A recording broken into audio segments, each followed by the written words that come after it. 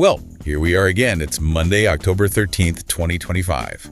And the universe has graciously decided we all need to suffer through another week. Welcome to Bad Things Well Said. Yes, welcome. We've sifted through the pile of news you sent over, let's call it curated chaos from the weekend. And just to be clear, our job isn't, a neat little summary. No, definitely not. It's more like an assault. We take these headlines, shake them violently until the human flaw underneath greed, stupidity, incompetence, you name it, starts screaming. Exactly. We're here to say the cynical things you were probably thinking over your morning coffee, but were too polite to actually voice. So let's dive right in. Political theater first.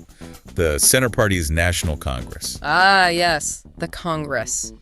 It's quite something because, as the notes you gave us show, the chairman, Sigmundur David Gunnlaugsson, he was reelected, unopposed. The face of the past is firmly glued in place there. But this is the kicker, isn't it? All the action, the drama was around the vice chair position. Yeah, Snorri Massum, young guy, podcaster, politician for less than a year.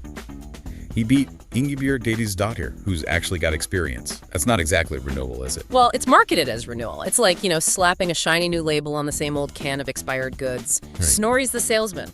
Young, media savvy, hired to make the same old populist stuff sound fresh. And that core message was right there in Sigmundur Davíð's speech, wasn't it? Linking the powerful welfare system, the Uflugt Velferðarkerfi, with the idea that, quote, open or leaky borders are incompatible. It's the classic playbook, really. Welfare versus immigrants. Same song, different decade. I mean, the whole Congress felt about as forward-thinking as a museum exhibit on dial-up internet. Seriously. And the really ugly detail, the one you flagged that just sort of lays bare the hypocrisy of this renewal, the incident with the trans woman, reportedly told she was a disgrace to womanhood right there at the Congress. Exactly. That tells you everything, doesn't it? You can hire a fresh face, a smooth talker, but you can't just fire the underlying prejudices of the club itself. It's a veneer. It signals, hey, we bought a new sign, to outsiders, but reassures the base that, the old rules still very much apply inside. Spot on. Okay, so from political decay, shall we pivot to environmental decay? Specifically, the Great Salmon Escape Foretold. Mm-hmm. You highlighted this one as, normalized catastrophe. Let's get into that, because the documents, the expert analysis, it's wild. It is. You've got this expert, Ragnar Johansson, who crunched the numbers based on Norwegian data, which is pretty solid apparently, and he calculates Iceland should expect a massive escape. Over 50,000 farmed salmon every 16 years or so. Wait, expect it. So they're not trying to prevent it anymore. They've just scheduled it, put it on the national calendar, funded by us. That's pretty much it. The last big one was 2021, so going by their own risk assessment, pencil it in for around 2037. But the real shift, the strategic change, that's even more, alarming. I saw that in the technical notes. They're not focusing on stopping the cages breaking anymore. Yeah. It seems like a lost cause, apparently. Seems so. Now it's all about making sure the fish that do escape aren't sexually mature, to limit the genetic damage to wild salmon. It's the official normalization of failure. They've basically admitted the infrastructure will collapse, catastrophically. The new plan is just damage control after the inevitable happens. Okay, well, playing devil's advocate for a second, is that just cynical, or is it pragmatic? If the cages always fail, maybe trying to manage the genetic fallout is the only sort of rational thing left to do. Depressing, but rational. But that depends entirely on who benefits from this predictable failure, doesn't it? I mean, this is like the fire department announcing, look, folks, putting out citywide fires is just too hard, so we're pivoting. Our new focus is providing really high-quality marshmallows for the inevitable scheduled inferno. Okay, that's quite the image. Why bother with pricey prevention when the failure is just, an insurable event, a predictable line item on a spreadsheet? The only people maybe benefiting more than the public from this predictable mess are the insurance companies, right? That's a sharp point. A very sharp point. And speaking of predictable failures leading to institutional fury, let's talk Ministry of Health, the proposed law change. This is the one that got those healthcare associations really fired up in the notes you shared. Oh, absolutely. 6 different groups. Dentists, physios, specialist doctors, the lot. They're up in arms, calling it a Fördemalast Valdefronsel, an unprecedented transfer of power. And you can see why. The ministry has failed for 5 years straight to negotiate contracts with these specialists. So instead of fixing their own, management problems, they're trying to fix the negotiation itself by force. Exactly. The new law would let Icelandic health insurance Sjúkratryggingar Icelands just set the payment rates unilaterally. But the killer move, the real stinger, is banning extra billing. Right. Charging the patient the difference between the state's often low rate and what it actually costs to provide the service. That was the safety valve. That's what allowed independent practices to even survive, while the government couldn't get its act together on contracts. It meant patients could still get seen. Now they want to just snip that lifeline. Surgically remove that option. It's basically legislative revenge, isn't it? They couldn't win at the negotiating table, so they're trying to rewrite the rules of the game so the other side can't even afford to play anymore. And this is where I lose it. This law isn't a fix, it's a confession. A confession of staggering incompetence dressed up as policy. They failed for half a decade to do their basic job of negotiating contracts. And the solution, not better management, not fair offers, oh no, it's to pass a law that forces the free market to absorb the government's failure. They're trying to make professional disagreement economically impossible. It has all the finesse of a chess player who gets checkmated and decides the best move is just eat the opponent's king, just gobble it down. They're making it financially impossible for doctors to operate outside the state's dictated price, forcing them to either take insulting rates or just close. It's a power-drunk, desperate attempt to kneecap anyone who won't toe the line. Utter madness. Okay, deep breaths. The king has been eaten. Negotiation terminated, right? Well, after that display of passionate analysis, perhaps we should pivot from high-drama state villainy to the slightly more comforting absurdity of denial. And elves. A classic Icelandic combination indeed. Where do you start? The coach who won the game he lost. Perfect. Arnar Gunnlaugsson, national football coach. Iceland loses 5-3 at home to Ukraine. The score is, well, pretty clear. Undeniable, you'd think. So what does he do? He declares it, and I quote, the best game Iceland has ever played with the ball. Right.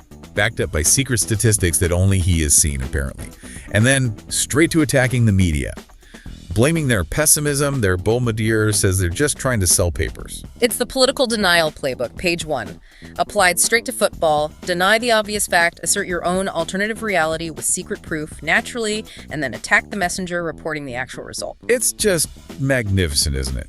The sporting version of the Titanic captain insisting the iceberg incident was actually a historic breakthrough in naval hydrodynamics. It wasn't a loss, you see. It was a conceptual triumph the scoreboard just didn't capture. Precisely. Okay, so from sporting denial to infrastructure acceptance. The Icelandic Road and Coastal Administration, Gov't, planning that bridge over Ulfusa. And your notes say they hired an elf specialist. They did, after someone from the public tipped them off about, well, a presence near the construction site. The specialist went out, confirmed elves were indeed present, and reported back that the elves were apparently extremely understanding and agreed to move. Temporarily, one assumes. And the project manager's justification for this? Ensuring a good aura for the project. Look, let's be brutally honest here. This isn't about a deep-seated belief in the hidden people, is it? This is pure bureaucratic seaway. Oh, absolutely. It's risk management. But the risk isn't the bridge collapsing because of angry elves. The risk is a PR nightmare if locals start complaining the bridge is cursed because Vagajari ignored the hidden folk. So the elf consultation fee is basically an insurance premium against bad press. It neutralizes the potential local outcry so they can get on with the serious business of pouring concrete without any mystical delays. Clever in a way. They outsource their spiritual risk. To the elves, yes.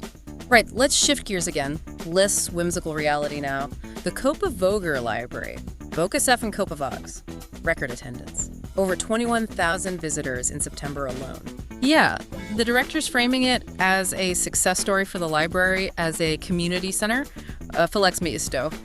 And, you know, fair enough, it probably is serving that role, but we need to say the quiet part out loud here, don't we? We do, because this surge in library popularity, it's less about brilliant programming and more a rather stark economic indicator. Exactly. It's become the hottest spot in town because it offers two revolutionary, unbeatable amenities: heat and not charging you money to just exist there. It's an economic refuge. Yeah. The fact that people are flocking there just to be somewhere warm and free tells you a lot about the cost of everything else, doesn't it? About how commercialized every other public space has become. People need a place to be, yes, but crucially, a place to be without opening their wallet. A powerful point. Okay, from that domestic economic reality, let's jump to international political hypocrisy, Germany. And their interesting dance with the Taliban. Ah, the deportation deal. It's quite the diplomatic tightrope walk, isn't it? They want to send back Afghan asylum seekers who've committed crimes, and they want proper, scheduled commercial flights, a lot of flight to do it. All while Germany steadfastly refuses to formally recognize the Taliban regime as, a legitimate government. It really shows you the hierarchy of principles in action, doesn't it? The noble stance of non-recognition gets tossed overboard pretty quickly when faced with the domestic political pressure to look tough on immigration. Germany is effectively treating the Taliban as a functional state partner for this very specific practical purpose, deportation logistics, while publicly maintaining the fiction that they don't acknowledge their legitimacy. It's like saying, you people are appalling terrorists running an illegitimate regime, but could you please process these deportees efficiently for us? Here are the forms. It's like refusing to acknowledge your neighbor's incredibly vicious dog even exists, while simultaneously slipping it cash under the fence to go bite someone further down the street you don't like. Perfect analogy. Okay, final stop. The ultimate unscripted commentary on everything. The weather. The apogee of the anomaly, as you called it. It really is something. A meteorological civil war, isn't it? Driven by this massive high-pressure system. It is. So the south and west, including Reykjavik, capital, stuck under persistent rain, drizzle, fog, gloom central. The air basically has to dump all its moisture right there. Meanwhile, as that same air crosses the highlands, it does that foehn wind thing, the Najikad air.